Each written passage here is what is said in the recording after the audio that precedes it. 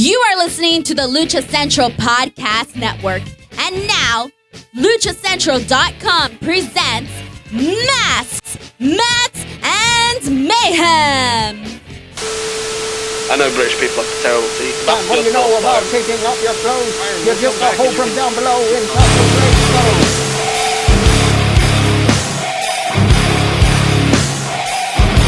Welcome to another edition of Masks, Mats, and Mayhem. I'm your host, the Outlaw LA Red. You can find me on social media at JustinHarvey75. You can find the entire show on social media at MMMShow75. This week has been very, very interesting for me in the fact that I'm very angry. I know I don't look angry because I just got a really fun, awesome message. No, I'm super duper angry, and I'm going to start off hot with this because I want to say real quick though, what you just referenced, the message that you got that made you happy. I just want people to know that Justin runs the MMM Show Twitter. So if a picture of yours got liked by the MMM Show Twitter, it was Justin. And I also why do you try to be so big? Why do you try to be? Go ahead, Casey. I just want everyone to know that Justin is of legal adult age, so everything Velveteen Dream sends him right now is completely okay. Wow. Dun, dun, dun, dun, dun, dun. All right, Meatloaf, Anyway. you want to pile on too? Derailed Jesus. immediately. No, I was just doing the aqualung. I'm sorry, Justin. You said Okay, you were listen. angry. I'm actually sad. I'm sad this week. Casey, you have a segment you want to start the show with. Why don't you go? Yeah. Well, this no, is I called gotta. First, I Casey's- want to address. I'm gonna let Casey do his thing, but I'm gonna cut Byron off right now. Byron Good. thinks that it is some kind of issue that I keep liking photos from Denise Salcedo. What's wrong with that? Denise is awesome. She's super cute. She's a sweetheart, and she always puts us over. I mean, given Kleinrock pays her to put us over, but she still puts us over, and that's fine, right? We'll take it. I don't have a problem with her whatsoever. I feel like there was an issue No, that I was didn't brought say up. you had a between us. problem. I think that you think that I'm a pervert because I keep liking pictures of Denise Salcedo. Does that really make me a pervert? Yes. Yes. God dang it. Fine. I'm going no. I don't even have anything Okay, clever Casey, to say. start I'm us just off hot. Now I'm uncomfortable. really angry. Hey, Now wait, I'm actually, I was wait. kidding Before Casey says something, we look like Battenberg right now. These two sections, Casey and Byron, look the same almost in color, and so does me and Justin. This is really In great backgrounds, for the- in lighting. I Really hope our great. audio listeners are enjoying this segment right now. Hi, This is the Battenberg show. audio fucking weirdos. Hey, Look I at gotta that shirt that guy is wearing. Yeah. That Look, over there is Justin's Professor got his Casey. stick out. Professor Look at all Casey. those things. Okay. What's going on? Lucha Gringo. I'm sad, Justin, because Kamala died, and that's fucked up. Oh, shit. That's right. That is a catastrophe. Yeah. That's awful. Well, it is awful. It's not a Dude. catastrophe. He was on his way. And I know some people are probably wondering why we're talking about Kamala on a Lucha show. First of all, we love and talk about all wrestling on this show, so suck our dicks if you don't like it. Secondly, he did a lot of work in Mexico. He actually feuded with Mil Mascaras on top for a bit in the early 90s and made some pretty good money there, drew some really good crowds. Managed to do some great numbers. Some of these are actually in the Observer's obituary for Kamala, which is actually really great, really well written. And Dave probably, if he didn't pull that shit together fast, he might have had it in the can because Kamala's been in bad health for a long time. For those of you that don't know, he's had both of his legs removed from diabetes. Yeah. He's had heart problems with blood pressure as well, but he did end up passing away due to COVID-19.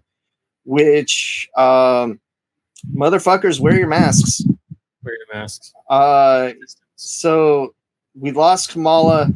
He seemed like the nicest guy in the world. He also seemed like someone the business took advantage of quite a bit because of racial reasons, and because he only had a 9th grade education. He didn't negotiate the best terms for himself.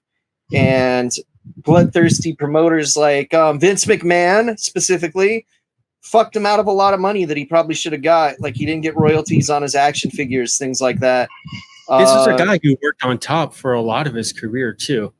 And he had a huge run on top with Hogan. Yeah. It didn't make pay-per-views, but that was when house shows were what made the money. And he I think Meltzer said he was like the 4th or 5th top draw against Hulk Hogan overall. Like as far as drawing the most money for the longest amount of time, he's right behind Big Boss Man, who's like right behind Savage and fucking Piper, or something. So it's like really, really huge ones. Then Boss Man, who did super, super well against him, and then Kamala. Wait a second. All the people that Hogan made money off of.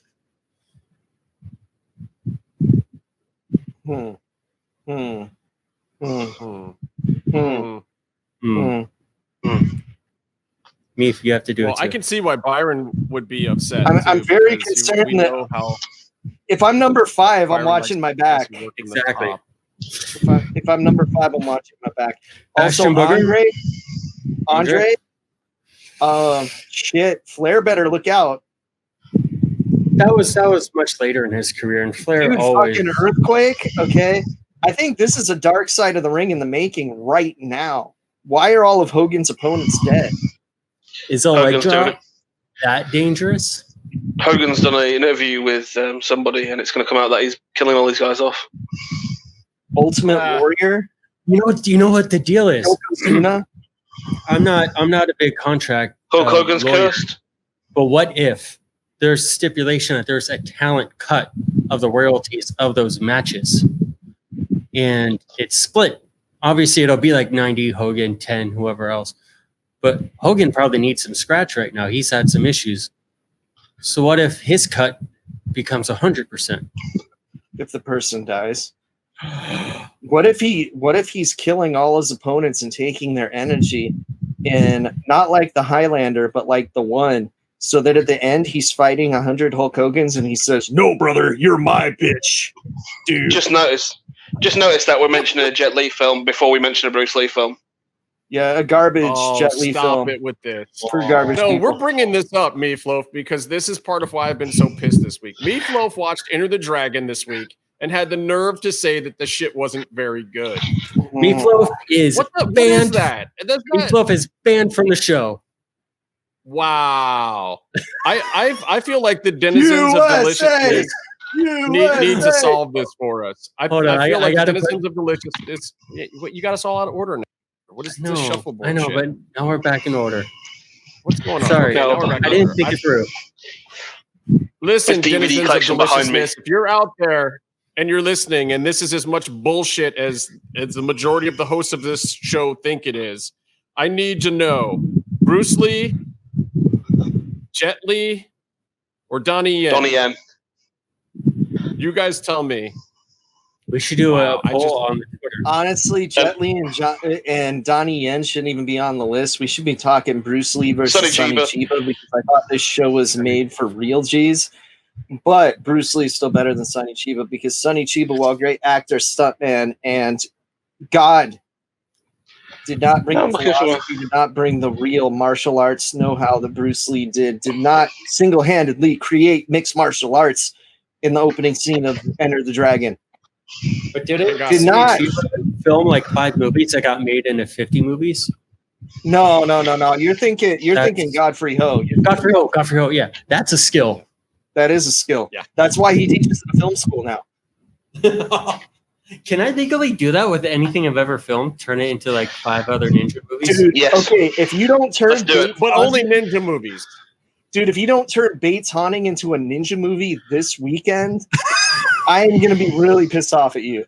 I mean, I have some spare time. I can send you some video clips of me jumping over things. Yeah, put on your pajamas. Byron, is there any place you can still see Bates Haunting? My friend Candace wanted to watch it, and I didn't know where she could find it. It's still on Tubi, right? Yeah, I'm on Tubi TV. You could find me. Oh, you're on Tubi. It's free, just like watching Lucha Underground. It is. Or Transfer 6. He tried to get me to pay for that. my movie. You guys can go watch Transfer 6 right now and watch my horrible, horrible death scene.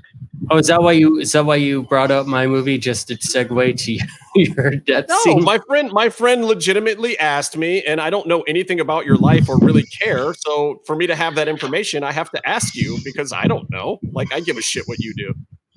You give a shit. That's why you're asking.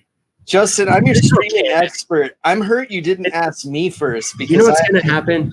Justin looks at his Casey, I would have asked you if I listen, Casey, I would have asked you if I wanted like real insider good information about an honest to God horror, an actual horror film. About Byron's movie, I go straight to the source of all the. I gotta say, I heard Byron's film is a horror because it is a horror, not actually because it's a horror film. We're just told like Byron's movie. I actually like Byron's movie to the point that I forced my friends to watch it during a horror convention when we could have been doing anything else. That was fun. The cool thing about that was, the first half of the movie isn't that great. The second half is the third act. Overall, it's like 70 minutes long with credits. And so they did some weird scheduling where people were showing up for like a horror shorts segment block halfway through my movie. So people walked into the theater right when my movie started actually getting decent. And then they sat down and watched it. And then take you wherever you can get it. No, what was awesome is it was a film thing that rejected Byron. They're like, we'll play it alone, but we're not putting it in Screamfest. And then Screamfest was after it. So it was like he was better than part of it. It was amazing. Fuck whatever works. Fuck yeah. Look, we gotta cut. We gotta take a quick break. But when we come back, I really want to talk about why I want to face fuck Brody Lee with a baseball bat. So we'll get to that and our Lucha Underground review and all our. Hold on. Several other. What, Byron? What? All right, why am do I it again. on? Go ahead, do it again. I couldn't. Oh yeah, and we'll be right back shortly. But first, we need to hear from the lovely Denise Salcedo over in Lucha Central with this week's Lucha Central Podcast Network update. Was that too creepy? I don't know. If you put it like that, I kind of think she saw it now. Hey everyone, it's Denise Salcedo here in Lucha Central with a reminder of where and when to catch all of the great network content this week. Monday, Business of the Business returns as Master Public President Kevin Kleinrock welcomes artist Jesse Hernandez, better known to many as Urban Aztec, to the show.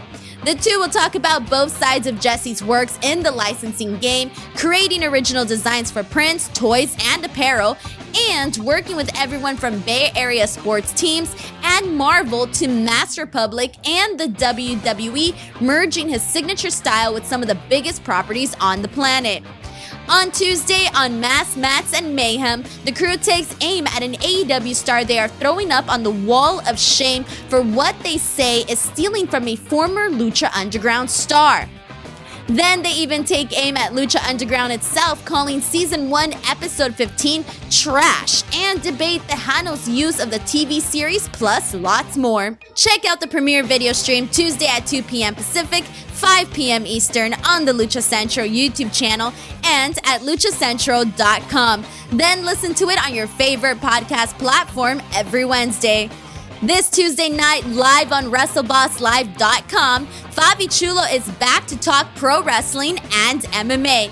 Coming off a huge victory at the Fight to Win grappling tournament, John Thomas joins the show to talk about how wrestling has helped his jiu-jitsu game, and then luchador Steve Payne will join the show to talk about his experiences in SoCal, AAA, Lucha Underground, and more.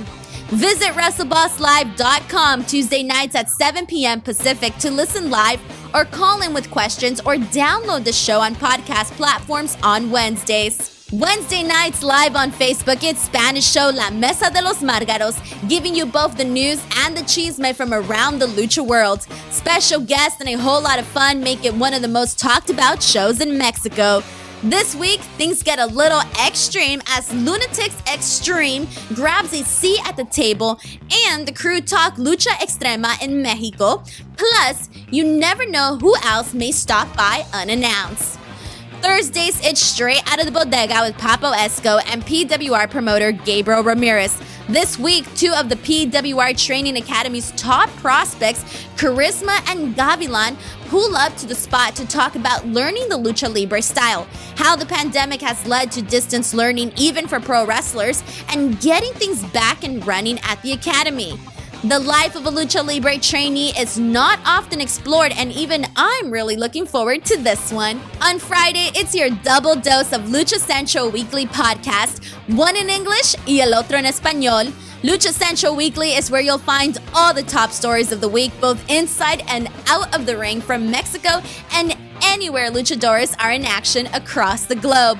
This week, both shows update you on the upcoming CMLL pay-per-view and their big annual Aniversario event, along with a look at this coming weekend's WWE NXT TakeOver and SummerSlam events, which includes the in-ring debut of El Príncipe Misterio, Dominic. Plus, on Lucha Central Weekly in English, AAA Superestrella Mr. Iguana gives his first English interview.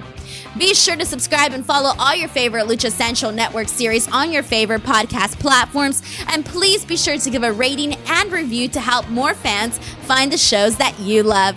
For now, this is Denise Salcedo signing off from Lucha Central Central. Have a great week, everyone. Thank you, Denise. Thank you.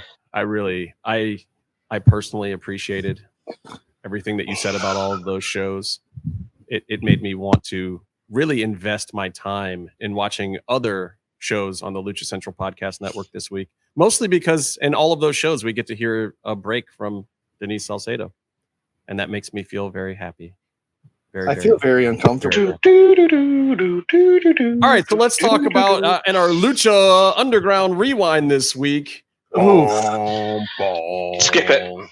No, Yeah, I thought you wanted to talk about should we just skip it? It's episode 15 of season 1. Should we just? I thought you wanted to talk about everything first. It was a pretty good episode. There was a kiss with Phoenix and Katrina. There was. Promo.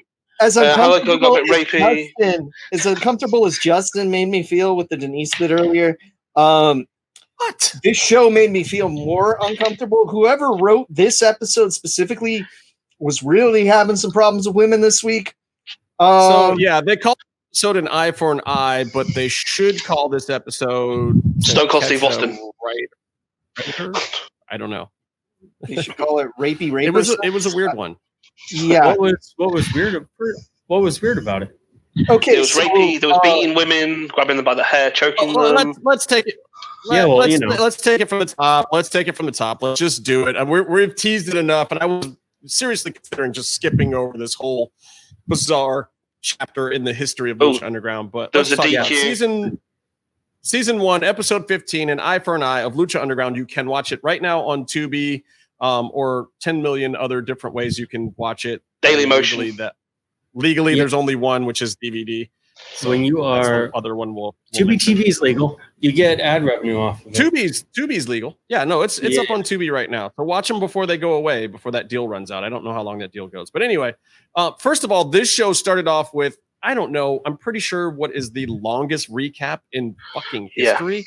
Yeah, because we needed to see the whole Big Rick segment again. We need to see it twice, to be fair. The entire history of, I feel like we watched Big Rick come out of his mother's womb. There was so much fucking recap. You know why they did that? It's because when he showed up, the payoff was nothing. So they needed more Big Rick material. Yeah, because he just looked around with an eye patch on. Yeah, see, his Lucha Underground deal was to fill specific amounts of minutes. So they just thought, if we keep on using him in the recaps, we fulfill his deal, he can leave. It was a hot story with a hot character and a super, super hot promo. And he's a WWE name, so people will recognize him. And they built him up a whole. And then the payoff at the end of the episode is he just kind of walks out and doesn't do anything. So I guess they needed to get a little bit more, for the money. So you're saying it was on par with Bale's first appearance in Lucha Underground? No, you could actually see him though. You can see Big Rick on this. You see his face. I feel it's so sad that Bale is ruined. Like, I love Cholo. Ricky Reyes is they saw something in him and they gave him the acting gig too with the other guy, but it feels like, why isn't Bale getting more featured? Why is he? I don't know. The other guy, You know, B-Boy got put on some kind of status. Somebody didn't like him. I don't know like, hey, man, what happened there.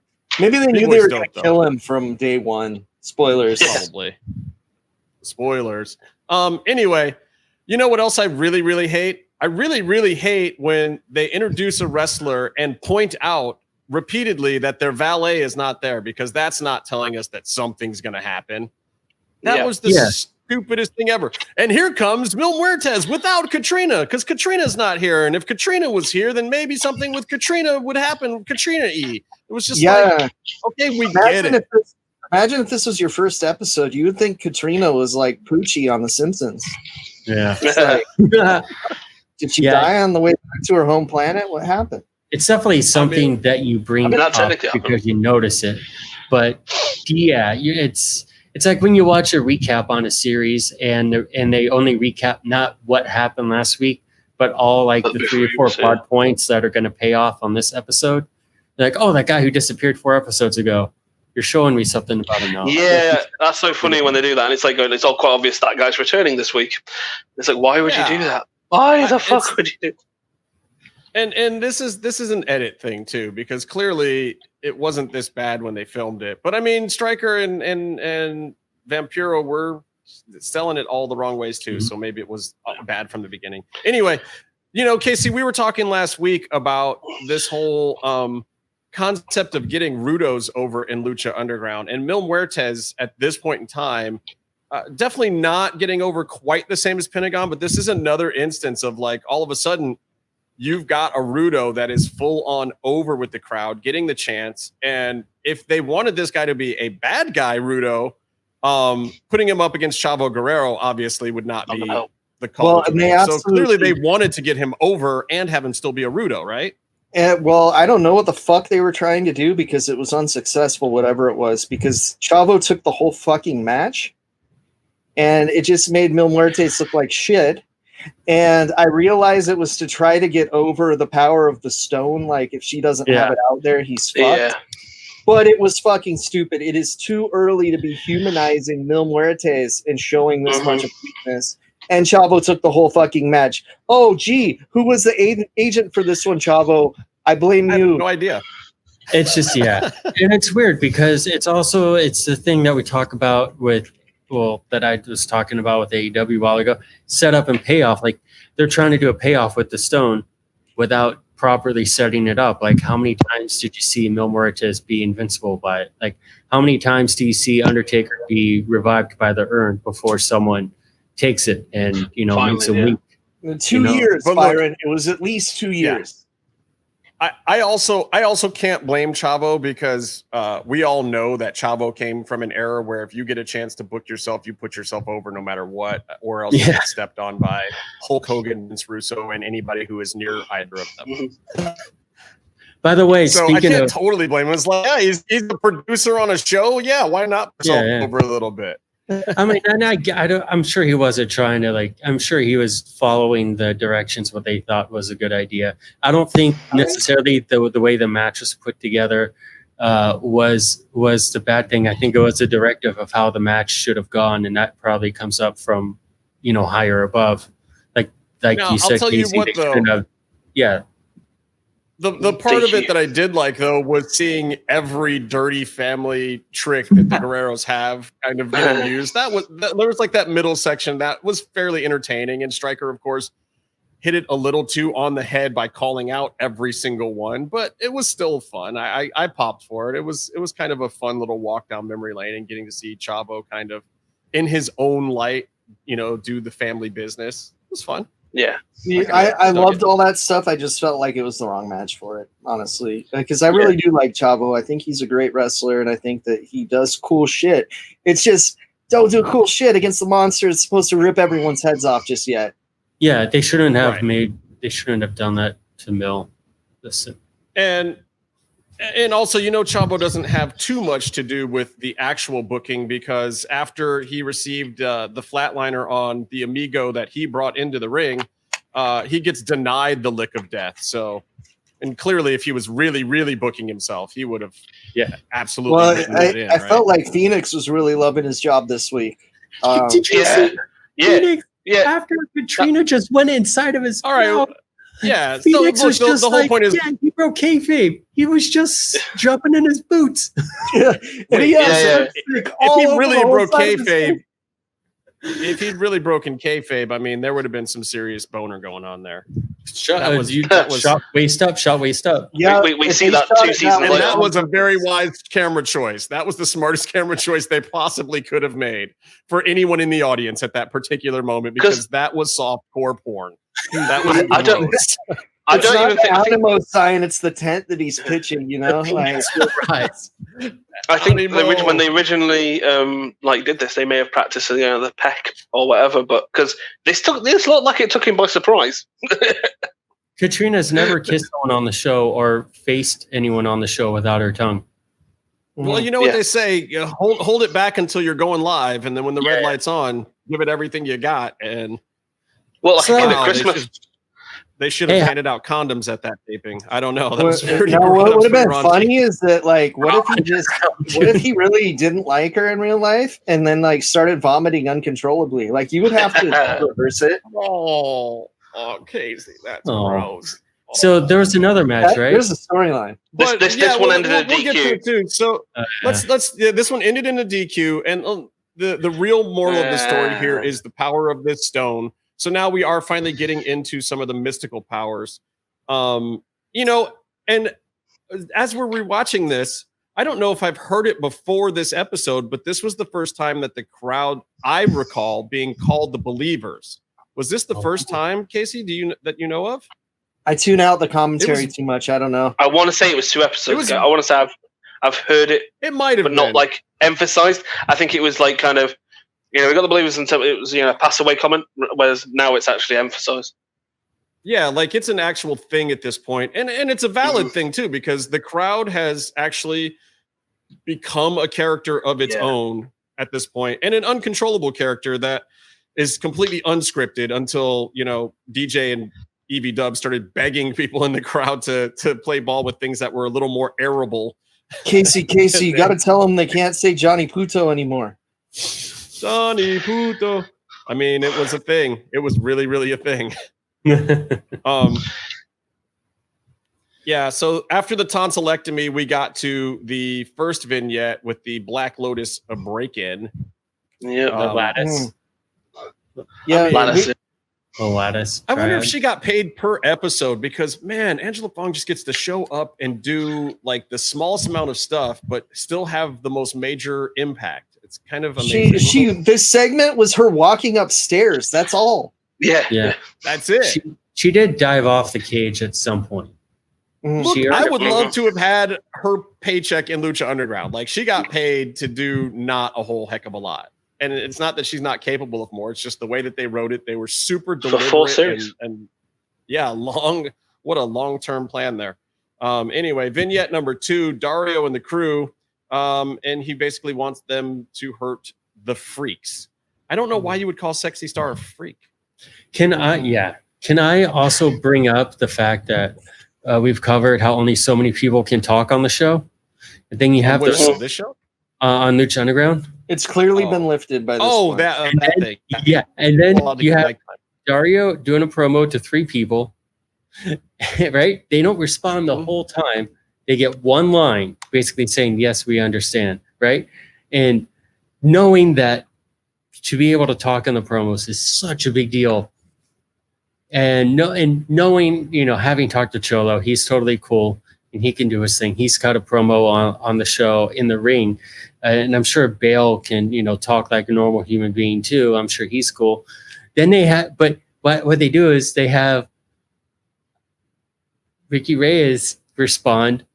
And he's like, yeah, sure.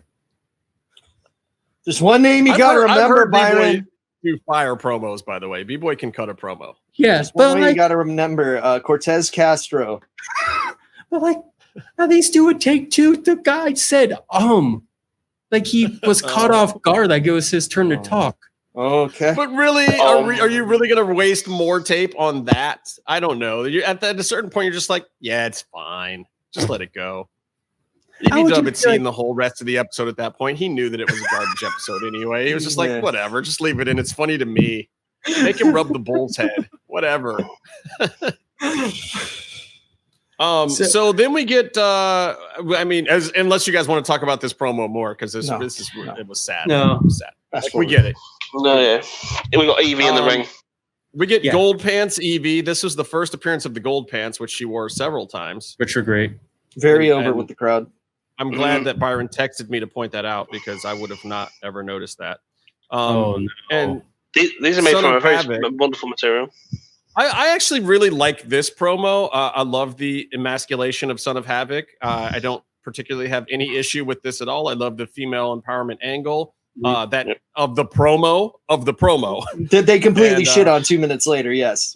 Yeah, I love that she came out there and said that, if he's such a bitch, she'll just fight his battles for him. Calls out Angelico. We all know and love Angelico. And then we get to hear a little bit of the bizarre Afrikaner Dutch accent of Africans, Angelico, which is kind of cool. We get hey there, fucking is that me in love with me? That doesn't sound like him, really. I can't do it. So that's the hardest accent to do. He's got the softest. I love to do accents. I don't even try. It was really weird. It was really weird at first, but it's cool now.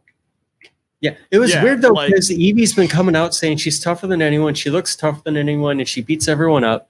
And she comes out and says, "I'm tougher. I'm going to fight this guy, and I'm going to beat him up." And then she's booked in a match to be scared by the big, strong man.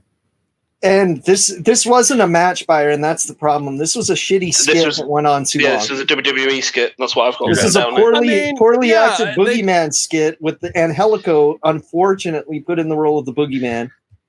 But it doesn't make any sense, because they're doing this whole, like, he's this cute, sexy African guy, and, does he want to fight her or fuck her kind of storyline through the whole match. And he's not trying to fight her at first. And she's just getting in really slow Son of Havoc-esque shots every now and then. And they're just playing it out forever. But we can say that it's been discussed on this show before. This specific match got everyone a lot of heat with the crowd. And I don't mean the wrestlers. I mean the creative. The people were going another match that went further. Because this is the match. We're not there yet. No, because they didn't really play it up or cover it in the shots and commentary. But this, I believe, objective of this match was the whole match. Angelico was going to get Evie in certain positions to piss off Son of Havoc, and then Son of Havoc kicks him and costs him the match. So that's that dynamic. But they didn't really show Angelico really like taunting Son of Havoc so much. And then there's going to be another one, I think, that's more between Son of Havoc and Evilise, where there's a lot more. You would think that if they were going to do that, then Evie wouldn't win. Like, the bump and the roll-up pin was also fucking horrendous. This was a stupid match. Guys, what week is it? 2/3 of these people. Of this season. We're on episode 12, 13? 15? I'm already sick of roll-up finishes. Already sick of them. Yeah, there have been about 5 or 6. Yeah, not DPs, DQs. Oh, they're called DQs, not DPs. DQs. I said DQs. Byron's just getting excited about him and Son of Havoc. Anyway, so but there was a whole shish kebab. That man.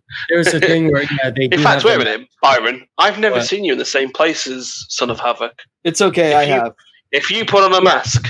No, dude, I've been like cheering ringside when Son of Havoc goes through like a armoire table full. Are you Son of Sadness? We've seen him with Son of Havoc before. We've never seen him with Son of Madness. I've talked to him before. Madness. I've been there. No, maybe Byron was the 3rd member of the biker gang.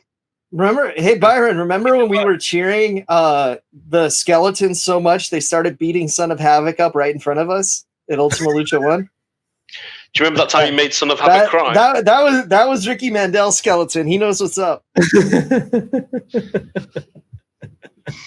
right, I'm going to move past this one. This one was a dud. Yeah. This match was a dud. I'm glad they got camera time, but this was not the way to do it. Texano interview with Vamp in Espanol. And I'm going to translate this whole interview for you.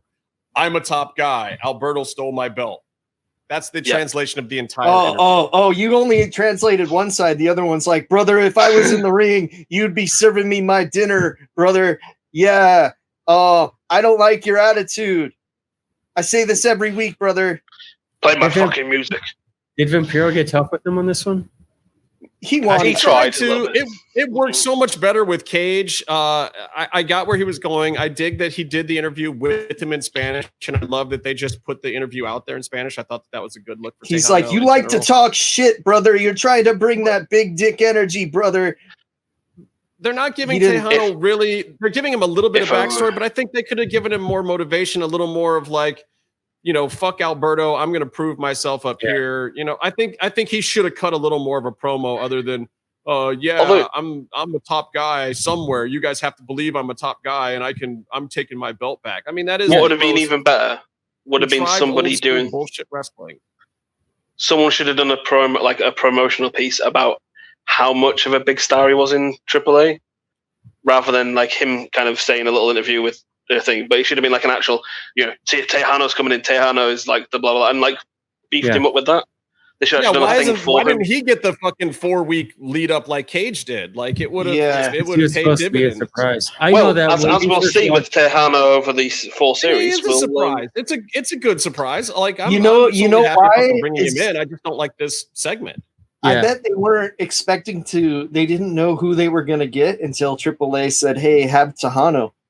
That's probably why we didn't get a build, honestly. I don't even mind the build. I just mean this episode when they decide to have that sit-down promo. Rather than having that, they should just had somebody sat there going, holy fuck, we've Texano's here. Texano's a big deal, This reads completely like a last-minute decision from Dorian that he wanted to put the belt over. He could have given a fuck about Alberto or Texano. He just wanted to put the belt honestly, over. Honestly, though, when in the history of this show did they ever use Texano properly? Never. He should have. There's like he had some good moments, obviously, with Holly. That was quite fun, but we all know. I mean, he had that promo that never went anywhere, where he was in the bar fucking people up. That was the shit. That was great. And that's what we should have got. He had a match like 2 weeks after that. That was really good.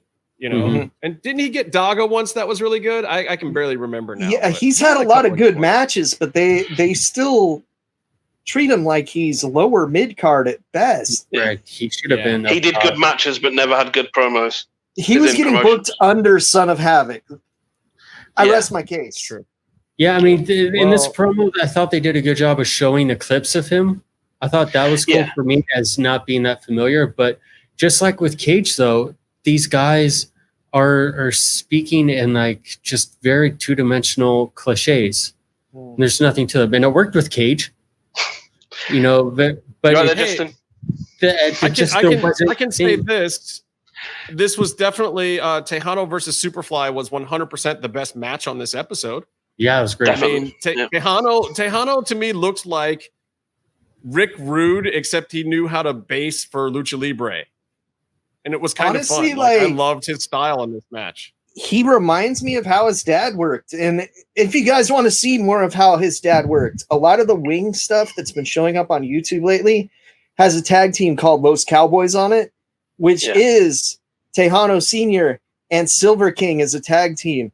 And they kick fucking ass. And they were wing tag team champions. Traded the belts back and forth with the Headhunters a couple times. Really cool shit. I think I've only seen one of those matches. I need a Casey's match of the week, man. Send me some shit. Post it. I want to see one. I kind of hate watching wrestling unless if I have to. But this isn't wrestling we're talking about. We're talking about wing now. You don't have to watch it. You just have to tell us what to watch. Okay, that works. But he likes to watch it first to quality control it, because if he watches it and there's some bullshit in there, he's not going to let us watch it. That's true. That, right? Casey, what was the stable he had? The Missionaries of Death.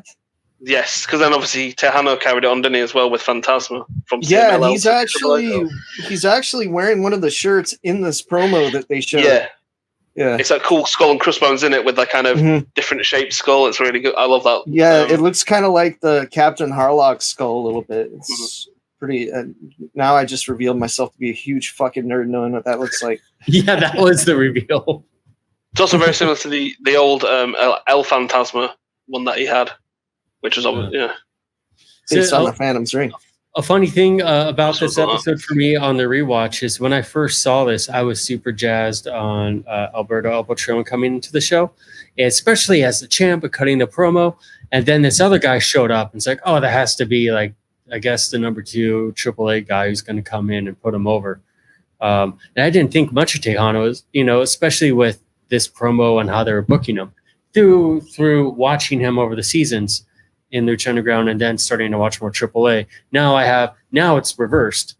Now when I watch the show again, I'm like, oh man, I hope Texano gets him. Even though it's like, what's so hard about saying we'll use this guy like he's the Mexican Stan Hansen? Why did we get that? Yeah, that would have been great. Oh man, I like Texano's finisher in this match too. I don't know that I had seen him do exactly this in AAA before this. I don't know if this is something new that he brought up. No, me and Byron talked about neck breaker suplex thing. I feel like Superfly actually came up with that spot for this match. I don't know. I don't. He did his usual finisher, which is the kind of the leg lariat. He did that before. Yeah, but he does that really well because he gets real height on it, and he also like palms, so it actually looks like something rather than the other guy taking it, eating it. It actually looks like he's actually done it as a move. But yeah, I've not seen him use that one before. It's a good, the suplex neck breaker thing was kind of sweet on the knee. I thought it was a botch. Maybe it was. Maybe that's why I was like, that's so unique because that's not the way it was supposed to happen. I don't know. I liked it. That's all I can say. It was like a Yushi-Goroshi where like you flip the guy onto his neck on your knee and then you pick him up for a neck breaker, which is kind of like. But it came from like a suplex position, not like the Yushi-Goroshi. It was like from the side, from a suplex almost. It was the Yushi-Goroshi still breaks my brain, dude. I don't understand that move. Physics, I don't know. It's such a great move. It's like even when it's Goto wrestling a match and he hits the Yushi-Goroshi 3 different ways, and then you're like, okay, I understand that he won this match. It makes sense to me. No, but he hasn't really won the match until his opponent's more over than him. No matter what, so. Well, let's see. Then we get a little Alberto El Patron dust up, beat down, and security. What's really so disappointing about this was I didn't recognize any of these jobbers that were working security this time. No, that's no fun. No, I think that they were people that normally wear masks that weren't wearing masks. Oh. I'm not going to say that someone mentioned that on one of her earlier shows. So don't. I didn't recognize any of them. So maybe they're people who normally wear masks that I haven't seen without their masks. But. Right. They may or may not have been guests. Yeah. Interesting. So it was Excalibur and somebody named Jonathan running out. Yeah. Oh God. It reminds me of a funny story. J-Man from Lesser Heels wanted to buy a mask from one of the mask guys, and out in like the area where you're hanging out, the mask guy that J-Man had been talking to was maskless and totally kayfabed him. J-Man, but he did tell him it was him later. Yeah, I told him later. Totally kayfabed him in person. That's amazing. Comes back with the mask on. Yeah, like that was me the whole time. You dumbass. That's awesome. It's like same shirt. Hi, I'm someone else. I will say in J-Man's defense that he knows what a lot more luchadors look like without masks than I do. I only know a few. I know too many. I try to avert my eyes. I'm like, did you guys know? Did you know last week? I watched. You get. Everybody talking. What? I was watching last week. I was watching the show. I almost said too much last week and blew my cover. But I was watching the show, and then it cuts to commercial, and I don't know why. I think I was tired or something. Like, oh, that was a fun show, and I turned the TV off. And then we're recapping it, and I was thinking, man, I thought this was the episode where El Patron actually does the promo, but I didn't see him do the promo. And then you guys are like, he does the promo, and Texano comes out. Like, I don't remember this. You're an idiot. Dear Lord, Byron. But did you find a nice trip on Expedia.com? Wow. During that commercial break? Oh man. Well, This episode has been so good so far that Krista Joseph and Eric Van Wagenen decided to just do a bunch more vignettes because the rest of the show was God, all so thrown hard. into one. It's all thrown into one Yeah. as well. It's really fucking bad. Dario and Cage. Dario gives Cage the business that technically Puma is still the champion because you know how much Dario cares about rules. The gods would not be happy. Yeah, Throws a shitty belt and then Dario comes up with a great idea that you've never seen in any wrestling promotion that airs on Monday nights for 3 hours of, if you can win a non-title match next week, then you'll get a real title match. My least favorite thing ever. Okay, Justin. What if he said? What if he said show tours? But come on. Let me tell you, Cage. Tell me if you like this one better. Let me tell you, Cage. You will get your title shot if you suck my dick like you've never sucked before. Would you have been better with that? As long as he dipped it in the whiskey first. I feel like interesting in this specific instance, you can rationalize it because Cage had came in and got a match without really earning it, and then he ended up getting himself DQ'd and threw it out. So I do get, all right. So you can face him like you want to, but you don't get a title shot unless you win this match. But it's just such a beatdown trope, and we have two WWE writers writing this show.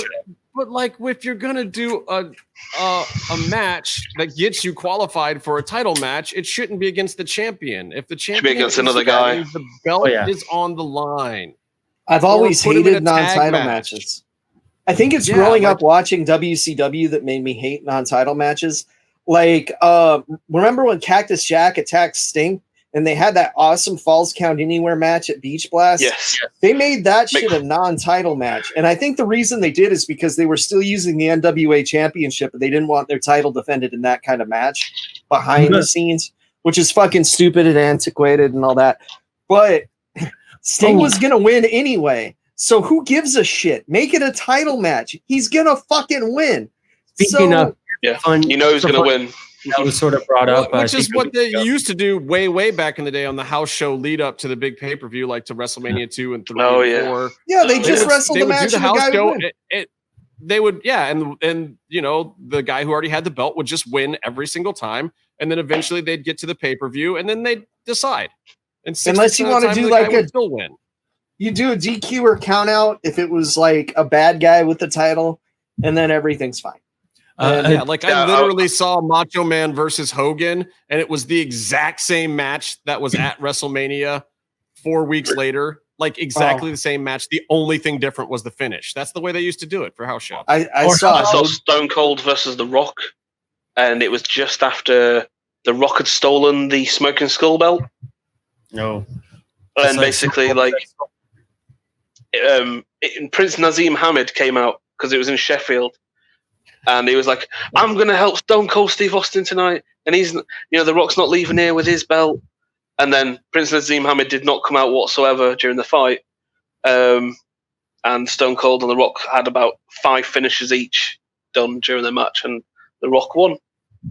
Because, that's about right. Going to keep the belt. He's not going to change hands in a random house show in Sheffield. Prince Nazim was my favorite boxer for like 2 months. By the way, since Casey brought up the NWA belt, it's a funny thing because WCW was using the NWA championship for a while, and then they got their own. They had the whole like split title or like WCW International title, and then WCW World title, and then Ron Simmons recently hit the anniversary of him winning the championship. Recently passed, becoming the first Black World Champion, I believe, and then. The NWA belt, though, continued on into TNA. And I forgot who brought it up, but Ron Killings brought it up. Ron Killings, K-Quick, is R-Truth is the first NWA black champion. And last. Yeah. Yes. That's wild. 22 years ago. You can't get any blacker than R-Truth, so why have another one? Like that is the best that you can possibly do. You can't go past it. You can't exceed R. Killing as your first black champion. Like you've done it at that point in time. What?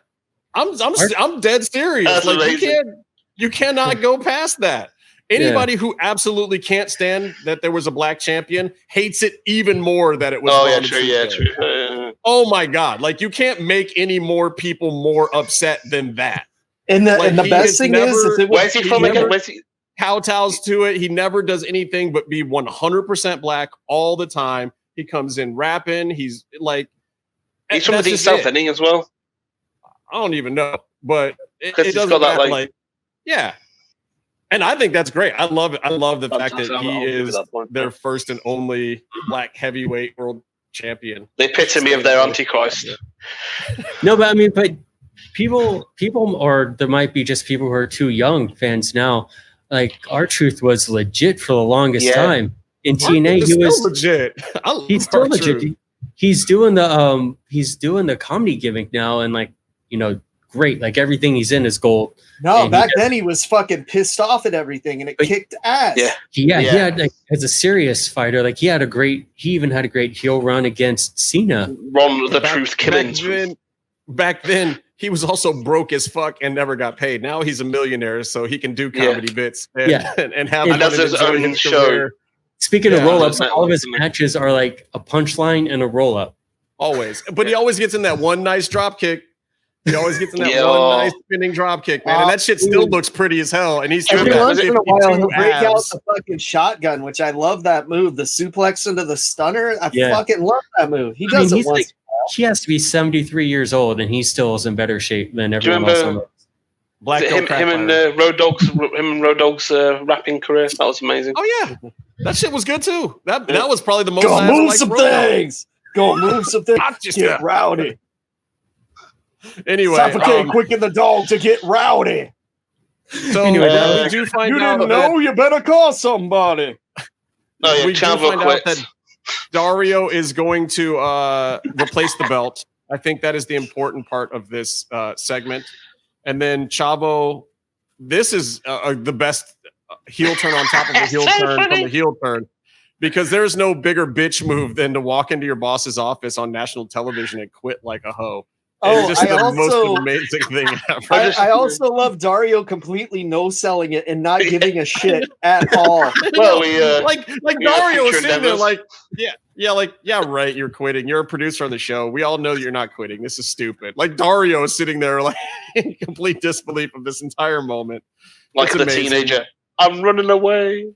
He's like, I really wanted Dario to just turn to the camera and look right into the lens and be like, who writes this shit? No, he probably said after that Mil Muertes match, good riddance. Yeah.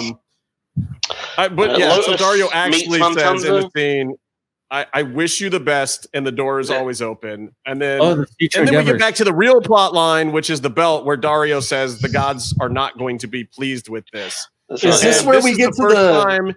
This is the first time you get a reference to the gods where it doesn't feel like it's some ethereal mysticism thing, like that the gods might actually be a real incarnate thing. This is the first time I ever got that. Is this where we also get to see Lattice? Yes, Black Lattice in vignette number 5, because we're just running them together because the rest of the show's garbage here. You know, if you were wondering how the women were treated this episode so far, we end this segment with her getting a bag put over her head and dragged away. Yeah. It's like one of those Michael Hutchins kind of things, right? She into that kind of stuff. David Carradine, maybe some fishnets. Wasn't there a moment where? By the way, in the one that whoever this person was, because we don't know. Something that's interesting is that in the Mill match, they do the spot where he grabs Katrina by the neck. And we've seen on the show in the vignettes that she's invincible as well, and that it isn't the assault that we normally associate it with. But she can't teleport yet for some reason. She hasn't done that. She sort of may have teleported. Do you think that maybe she's not doing that because it might all be a setup? And she might not have her powers yet. But the point I'm making is the live crowd didn't know that. They don't know that she's some... They haven't listened to the MVP podcast yet and know that she's been around for 1,000 years. Yeah, they know she's a ghost that... Oh, yeah. So basically, what we're saying here is that this episode is super duper rapey and not very good for women's rights and women in wrestling in general. Considering we have like super weird rapey activities with Angelico and Ivelisse, and then we have Katrina getting kind of thrown around and choked out, even though she looked like she liked it. But that's also kind of sexist as well, making her seem like she liked it because maybe she did. Sexy Star gets called a freak.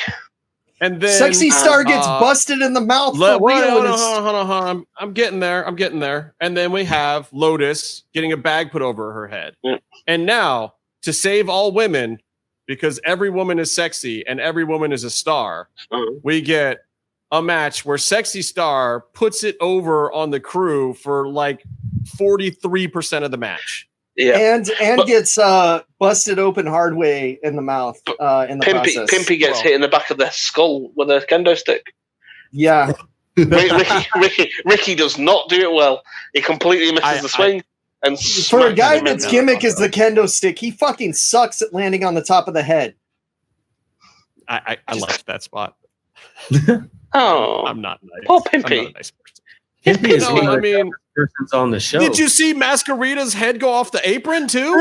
Like that wasn't appropriate. That was not the correct way for that to happen. Somebody look, you know what happened? It's okay. It's okay when he tucks it back, it protects the back of his head. I just got that. That's really good. No, you know what happened? I think that the crew saw the edit on their vignette before this match, so they came out a little bit hot. They're like, it was like the thing when the Shield came out, and someone's like, "Hey, you guys are a bunch of noobs. No one's gonna sell for you, so you got to lay it in." And I think the crew was laying it in to get over. This match was one long botch of a potato. Just throughout. It was just this whole fucking episode, really. Fuck this episode. Well, skip to the end of this match. Big Rick comes out. It's so funny that like years later we do a show about this show that we love so much, and yet here we are just shitting all over it. Well, I told people that until television, honestly, until Grave Consequences, this show kind of sucks. There's some good ones. We've had 3 or 4 really good episodes, and then 11 are mediocre.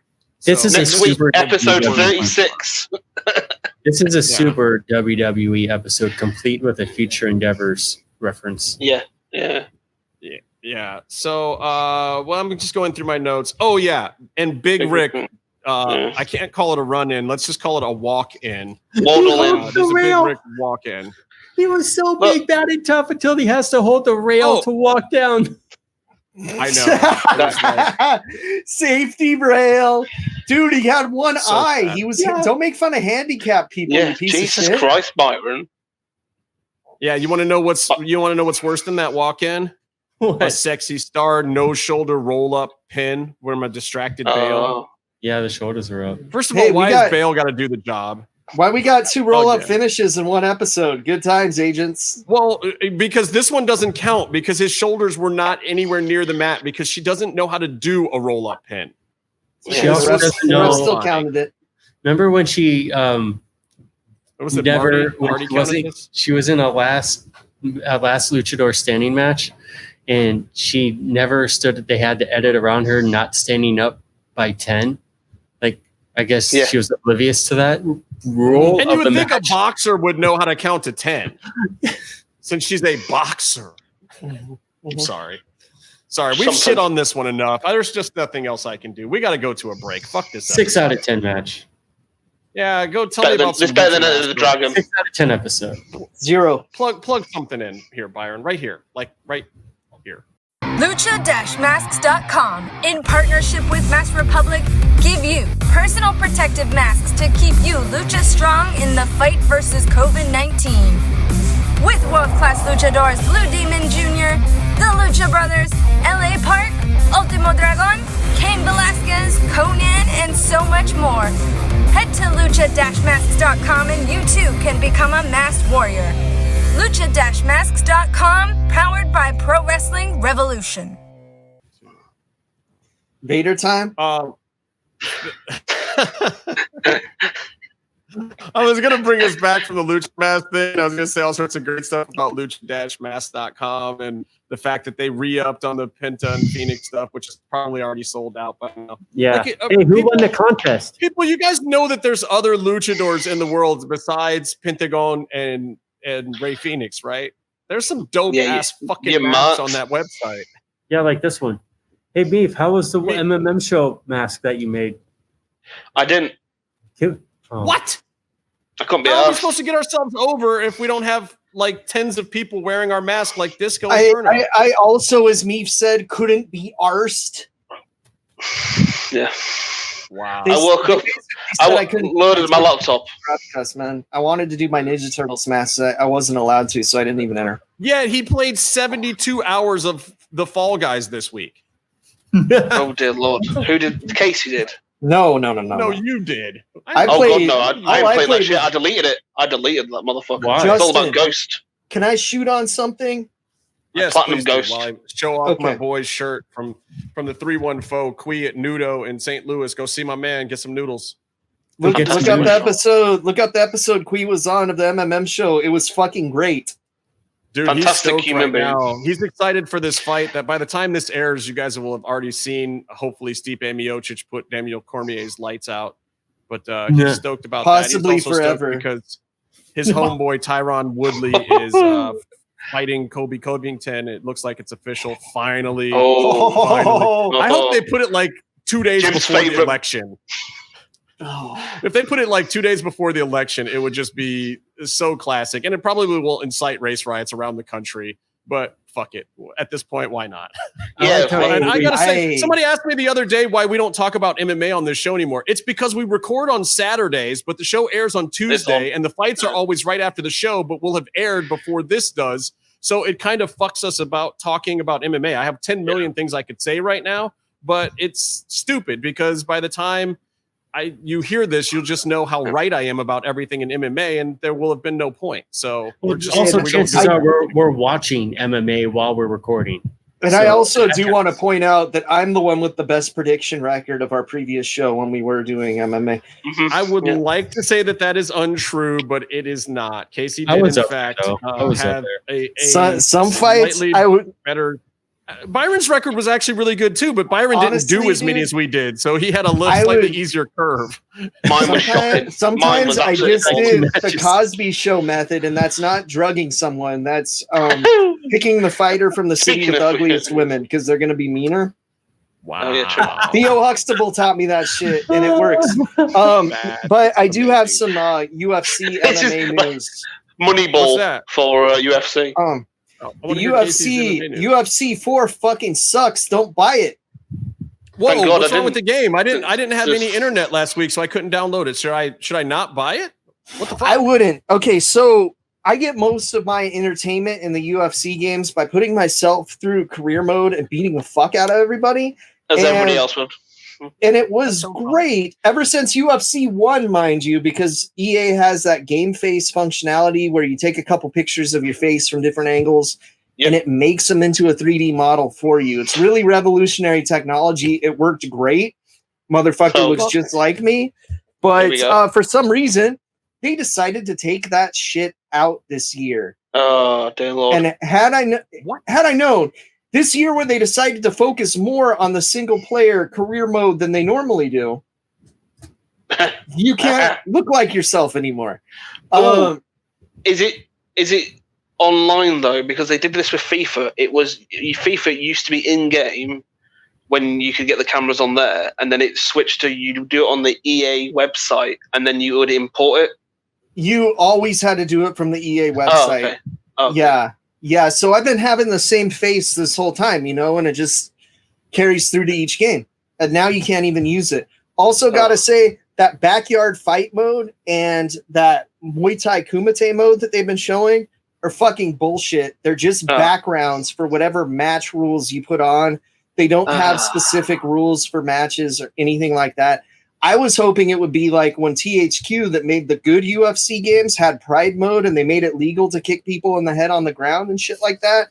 I thought you would be able to do stuff like that. No, they're just cosmetic, purely cosmetic changes. that don't change anything to the fight. So any modes you see that people are playing like knockout mode or just striking modes, those are available in any background. They're not specific to those, and they're not even anything new to the game. I thought these new backgrounds were going to bring something. They're just that, fucking backgrounds. It seems like the controls are less responsive than last year, and that's kind of saying something. So I would say hard pass. Don't buy this game. Buy Ghost of Tsushima instead. It's one of the best games I've ever played. Is that game good? What's weird, though? Oh my god, it's amazing. I just 100%ed I haven't heard anything about it. I have 100%ed platinum that game, and that's the only time I've ever done that on a game. That's all you need to know. Wow. Just started playing. Like, going back to the UFC thing and EA, this is something funny because what they do with FIFA is what they needed to do with FIFA was simplify and just go back to it being purely football. But they keep on adding stupid modes in. So they added this one in where it's like it's a 3-a-side foot, like the foosball one, where so it's like you're doing fancy flicks and volleys and all that kind of stuff. Yes. And they've actually made that into a whole mode, and they added at one point a career mode where you played through as Alex Hunter and all this stupid shit. It's like, no, don't stop doing that. That's what they should be doing in the UFC game. But they're doing it. No, and those were in the UFC game. And what's weird is people are complaining. They actually took Ultimate Team out, which most people thought was just like a shitty cash grab bullshit move. But people are actually pretty into it, so they're mad they took that out of UFC 4 as well. Why'd they make the game worse this year? Because it's EA. EA, you're going to do this. They make a shitty year, and then next year when it comes out on PS5 and they barely make any improvements, they could put the stuff they took back. They can put the stuff back in that they took out this year, and it'll look even more amazing, even though they're doing less work. This is what EA does. They've done it with Madden for years. Come out? Didn't UFC 3 come out like 3 years ago? It was an add-on. It's 2 years. Oh, no, sorry. They're doing like every other year, or did they just wait because of the Reebok deal? So that they always do every other year because they feel like the game needs more work that way.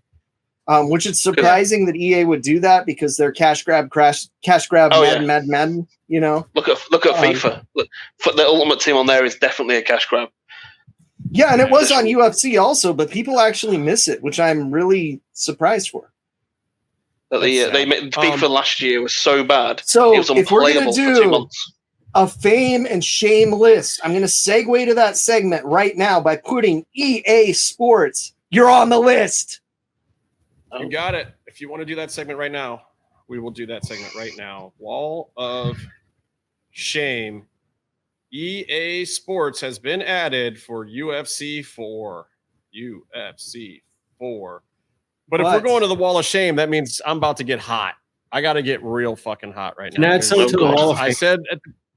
I said, yeah, you can. I said at the beginning of this show that I wanted to face fuck Brody Lee with a baseball bat. He is handsome. I am adding Brody Lee to the Wall of Shame. And I'm adding him. I thought that meant you wanted him on the Wall of Fame. No, the Wall of Shame. I want him on the Wall of Shame. We have very different Brody fetishes, Lee. Justin. No, this motherfucker 150 million% stole Cross's gimmick this week. He said, TikTok, time is up, did it in the same style on a video promo package. And I'm not going to say he did a bad job of doing it. I'm just simply going to say that somebody over there, like, come on. There's AEW supposed to be the promotion that isn't stealing hacky shit from other places. Not that Cross's shit is hacky, but it's hacky to steal something from WWE. They're supposed to be above that. Everyone talks about them like they're the cool indie darlings gone major promotion. But this was some hacky bullshit. This is what WWE has been doing to them by stealing, picture-in-picture during commercials and other shit like that. And the crowd noise and all that stuff. Like, why are they stooping so low to do it back? And why are they having Brody Lee do it, who's got a great gimmick already, who's already getting over? Like, why the fuck is he stealing things from Kevin Cross? Brody Lee's been around twice as long. It's just stupid. It irritated the shit out of me. It made me want to fucking turn it off forever. I was so goddamn. Maybe Eric Bischoff is already booking it. Wait until Brody taps out to Mother Nature and finally shaves his head.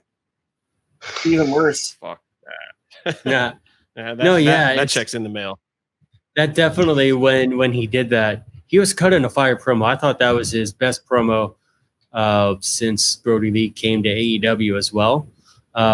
Yeah, and, right. you know, it was threw a ball of beer through the TV. Fuck that. But then when he went like, "Your time is up. Time's up." TikTok. Like the first one he said, which they'd say is "time's up" first. He's like, "Time's up." Like, wait a second. But all right. But then followed it up with more TikTok. crossisms. Yeah, like, and then looked into the camera the same way too. I mean, the whole thing was like he did the thing is, I might get some heat for this, but I feel like he did. I have so many asterisks to this, and clarifications. I'll say it. Byron thinks he did it better than Cross because I don't want to get beat up. But it seemed like just he did a better Cross promo than what Cross is doing on NXT right now. To me, whoa, yeah. What? That's what I think. Well, what? The thing that Cross has done extremely well was like "This Is the End" promo at the very beginning with Scarlett, and he's talking super calm, and he's doing the White Rabbit voice, and he's doing that super great, and he's restrained. They got to restrain all the different things he can do into a focused thing. So if he's going to turn it on, he's got to turn it on specifically in specific places, which is what Keith Lee is doing. He's doing that. He has a lower volume, and then he races it up when needed. And it just feels like... Wait. Hey, Byron, do you remember when you said you were moving to LA? Goddamn mind? Wait, what the fuck? Are you out of your goddamn mind right now? This is like the fucking Bruce Lee thing, Byron. Yeah. What the fuck is happening right now? Is this MMM show? Justin, are we the only sane people on this show? Me and you? Between the Bruce Lee thing and this? I'm saying, bro, what the fuck are you talking about? I'm saying, do you remember when you were going to move to LA? You're going to move to Nevada desert, I think. Wow, I just there's some things. I don't know, Justin. I don't know why I do this show anymore. I'm explaining it, I don't either, and if you can't hear me, it's not my fault. But it makes sense to me, and I feel like Cross has been doing a lot of stuff, and where I've seen him very effective in NXT is when he's focusing his character and his movements and all of the things that he does, and uses restraint. And the stuff that he's been doing with Keith Lee recently, where it's a close-up on his face, I think is probably the worst presentation because he gets really animated in his face, which is great on a live performance. But when you put it on a camera, it's everything that you do. I'm not saying what he's doing is wrong, but on camera, it gets blown up 1,000 times. And it's, what? Byron, I got a message for you. Listen. Wondering how you were, genuinely and sincerely. I had one molecule in my body my entire life to express compassion and affection towards another human being in this parameter, and I come to find out that you are a genuine, effete snob. I want you to die, and you will eventually, because we all die. But when you die, Mike, I'm gonna have a fucking barbecue, all right? And I'm gonna sleep like a bebe. All right, so maybe I'm a little bit biased. Do you guys want to see my impression of Keith Lee really quick? That's all I have. Please do. Okay, that was funny. I don't know. I don't even know how we got here. Anyway, I thought it was a good promo, and I wish all the best for Mr. I can't even finish the Wall of Shame. Byron, go take us to a break. Take us to a break, please. What about Wall of Fame after the break? Just take us to a break. Just take us. It's still here. Yeah. On the Wall of Shame, Byron. Me, if you're on it too for that Bruce I feel like Lee I made good points, and I was as fair as I could be about it. If you're listening to this and you haven't visited luchacentral.com, it's time to do it. luchacentral.com is the online home for Lucha Libre, where you can get all of the top news in English and in Spanish. Find the best curated video content and original content not seen anywhere else. Find when Lucha Libre events would be happening in your area. Find photo galleries from top photographers covering Lucha Libre around the world. From weekly polls to annual awards. Seen and read by top executives in all of the major Lucha Libre promotions across the globe. And on top of that, it's free. LuchaCentral.com, your centralized place for all things Lucha Libre. Byron's still going, guys. We take the break. Byron's still talking, but he's just okay. Go ahead, make your point. When you make a really bad point, you keep on going and going and going because you've got to try and justify it somehow. All right, no, here's the deal. Here's the deal. We're gonna give Byron 30 seconds. 30 seconds, and you can go ahead. Make your point. 30 seconds, Byron. Go. It's you. I'm a filmmaker and a movie director and a TV producer, director, and I know a thing or two about telling stories and characters. And so I have an opinion on how they are portraying him. I have all the respect in the world and fear for the man. And so my opinion does not reflect upon him personally. The people who are portraying him should make better choices. 3 seconds. Brody Lee is still on the wall of shame. Brody Lee's on it. JT Wilcoxon and Jeffrey Briggs are still on it. Brody Lee, Meatloaf, if the audience agrees with me and Justin, Meatloaf is on the wall of shame. Yeah. Brody Lee shit. Champion, by the way. The penis gimmick guy is on there. Yeah. JT Wilcoxon. Ricochet. There with his buddy. Jeffrey Briggs. Oh, Ricochet. Yeah, like Ricochet until he cuts the good promo on it forever. Yep. Rico shit. David Starr for trying to come back to Twitter. Did he? I didn't hear a thing you said. What did you say, me? The day that after Velveteen Dream came back, David Starr decided to come back and then promptly left again. I've heard that the people backstage aren't very happy that Velveteen Dream is back, and that's a story that's been going around. That he's got a lot of heat backstage. Maybe he needs to send some nice pictures like he's been sending to Justin. Wow. Yeah, that's not what I got sent. I'll tell you what I got sent in a minute. So yeah, Brit Wrestling, Pedos, Perbs, still on there. We decided not to put Excalibur on there for all his nonsense that's going on with him. We'll leave that to TBD. David Lagana is still on there. Tessa Blanchard is still on there. I haven't seen her do anything that would get her off the wall of shame yet. Wish her well on her marriage though. That's Wall of Fame. Fun. Wall of Fame. Roman Reigns is on there right now for not showing up. No, not Sid. Tony Khan's on there. Kevin Cross is on there for having to explain kayfabe. Bruce Lee. Classic. Bruce Lee's on there. Bruce Lee is on there. Yeah. As I always say, just below movies of all time. Jet Li. Anyway, not just below Jet Li. This is what has happened to the show, guys. Anyway, I have to send a special shout out right now to a longtime listener, a friend of ours, a fan who has always been super duper supportive. And I forget to mention her sometimes. Angie7, this is your special shout out. Thank you seriously so much for all the support you've given us over the years now. I don't think I've even seen Angie since last time New Japan was in Los Angeles. But thank you. Just thank you for supporting. I'm not even going to give anyone else thank yous this week. I'm going to let Angie have her own special moment this week because we appreciate you so much. And take that, Josh Pillow. Yes, fuck it, Josh. He doesn't listen to our show even though it's shorter for him. Fuck you, Josh Pillow. Wants to know what's going on that we're talking about on the show, but won't watch it. That's so funny. What a dirtbag. Go back to sleep, Josh Pillow. Fuck you. I have someone for the Wall of Fame. Just Pillow. Go for it. Fame or shame? Fame. Yeah, no, go. Yeah, we're about to leave it, so do it now. I want to put down Robert Stone, the Robert Stone brand for the Wall of Fame. Pretty much everyone around him is getting over. Even what was her name? I haven't seen her on TV in a while. Leah? No. Chelsea. She was getting over with him. And then they took her away from him. He got embarrassed. He got dumped on camera. And he ended up getting tons of featured screen time every week since. And now he got Aaliyah. Like, I like Aaliyah now. He got Aaliyah over. Yeah. She's even wrestling good, right? Yeah. Well, she's been there for like 5 years, hasn't she? 6 years, 7 years, 10 years.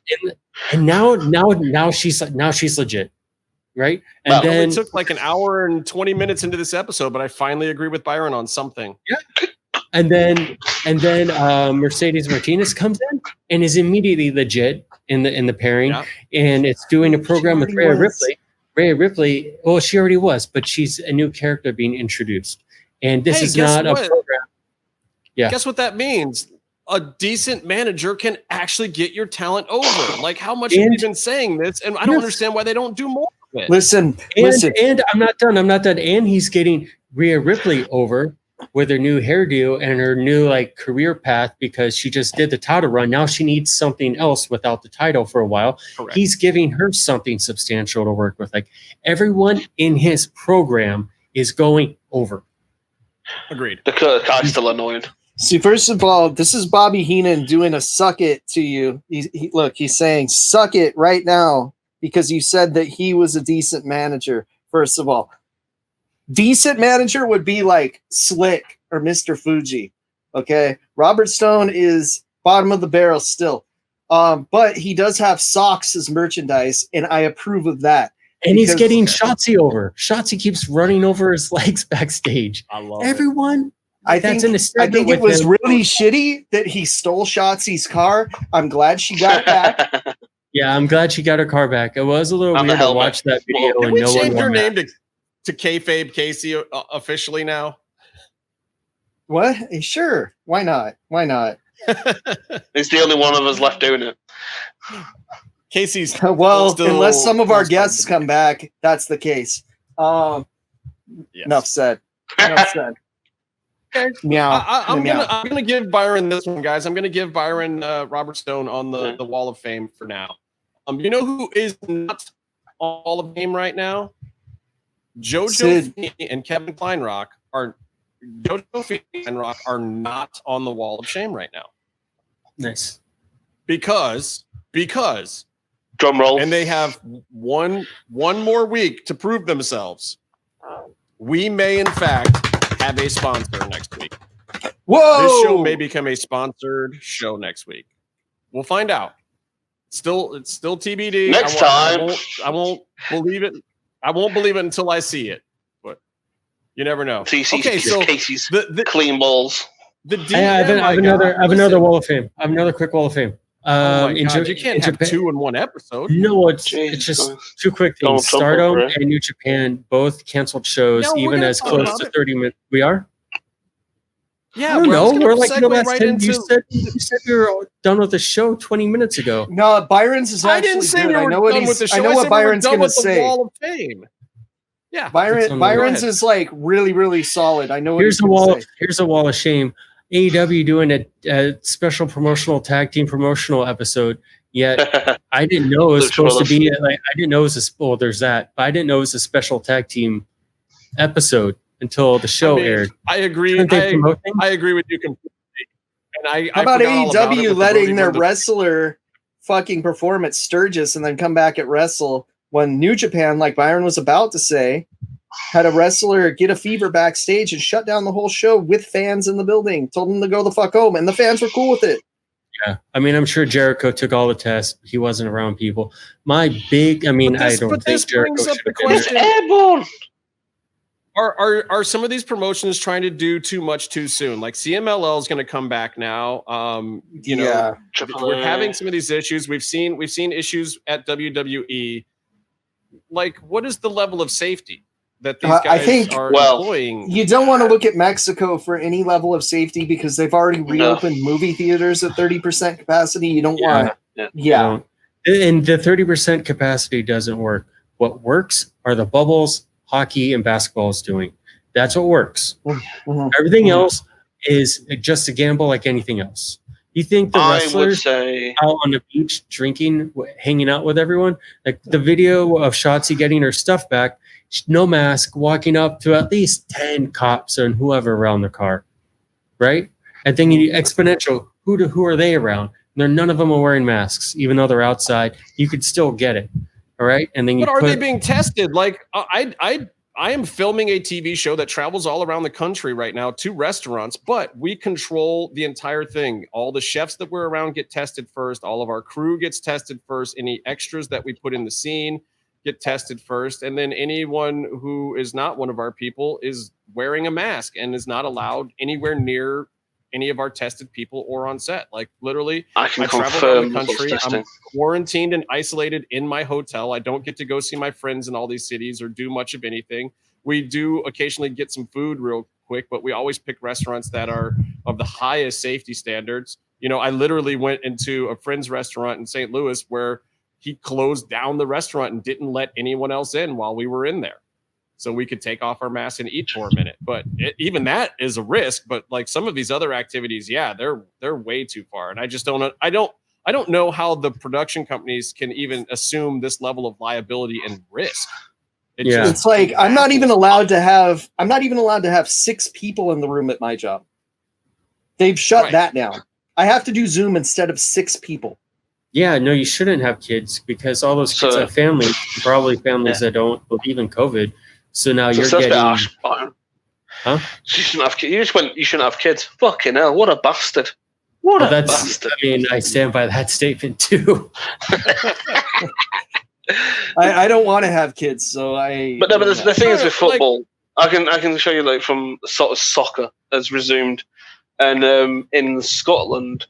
You've already said you can just call it football. When you say it in that accent, everybody knows you're not talking about the NFL. We get it. So you say football. I really like the Raiders. NFL is going to crash and burn, by the way, because they're not. They're not. I interest you in the Raiders. This one football. What? The Raiders, the LA Raiders. So I'm a Ravens guy. Listen, this one football player already lost his job because he tried to bring in a rat to the hotel dressed as another football player and got caught. That's fucking amazing, and I love that story. No offense to rats. Go do your thing. Hoe it up. But bro, you're not allowed to call them rats anymore. You're a wrestler. You fight for Rey Mysterio to stay on the roster because you could make so many girls dress up like Rey Mysterio and get to your room. That's why you got no mass wrestlers. You can't do that shit. This is a guy who's super expendable, was doing something not risking out. You think someone like, I'm not saying Tom Brady, whatever. But someone that level, he's going to bring women in during the season. Some of them might have COVID. You don't know their histories. Some of them might have COVID. I don't know. It's just all I know is a lot of AEW guys are going to be trying to borrow Player Uno's mask now or join the Dark Order. That's how they're getting so many fucking members in the Dark Order right now. We solved it. By the way, their tag match on AEW was the highlight of the entire thing. They were really good. I wanted to shit on it, but Dark Order was fabulous this week. Dark Order's great, and they've been getting over. They've been really great on the Elite, Being the Elite 2, which is a web series that I don't watch. I'll just binge it like twice a year. But if they were put on TV more, they would do well. What were you gonna say? Anyway, back to the I don't remember. It was more jokes about wearing people's masks. Maybe like football. Some really freaky dudes. Maybe some really freaky dudes trying to get Luchasaurus to borrow the mask. I don't know. There's some kind of joke in there. I don't know. I love all of it. Luchasaurus needs to protect his kayfabe a little bit more. He's a fucking dinosaur. He's walking out there saying hi to his mom and stuff. Took me 65 million years, but I made it on TV. All right, Meatloaf, we finish your story that we completely. I was going to say about the COVID thing was that in Scotland they've already had to suspend like 3 games from Aberdeen because their players went on a night out, and one of the Celtic players decided to go to Spain on holiday, come back and played without quarantine. It's like, and that's the thing. That's the thing with everything. It's like in workplaces and stuff. Who's going out and doing whatever the fuck they want? And that's the thing. Yeah. Byron, how large do you think a girl has to be able to convincingly pretend to be another football player to get snuck into a building? Man, I'm not a football player. Don't look at me. Okay, I got to go back to my DMs because this was the whole reason why I started the show, and I was going to ask about this. The reason why I was smiling looking at my messages is I got this message from an insider friend, and I don't know if this is true or not, but it said, oh my God, Thunder Rosa versus Shida at AEW on October 2nd. Is that a thing? It's been rumored ever since Shida put out an open challenge, and Thunder Rosa is probably the biggest name that could feasibly respond. So that's who people are talking about. Well, I asked Thunder Rosa directly. I asked Thunder Rosa directly, and she did not respond. She's going to kayfabe you, bro. That's a big payday. Oh, that's great. You know why, I hope though? she does. I don't really want to know because I like to be surprised, but I'm like, if this is happening, that is so awesome. That would be tremendous. It's 2 weeks from my birthday, Justin. There's been no response to that either. It happened 2 months ago. We know she's on your personal wall of shame, Casey. It's fine. If you answer Justin's question, you're off. It all is absolved. Here's the thing. It's going to be a tremendous match. Thunder Rosa has experience in Japan. She is the current Tokyo Joshi Pro Wrestling champion. She beat the cutest wrestler in the world.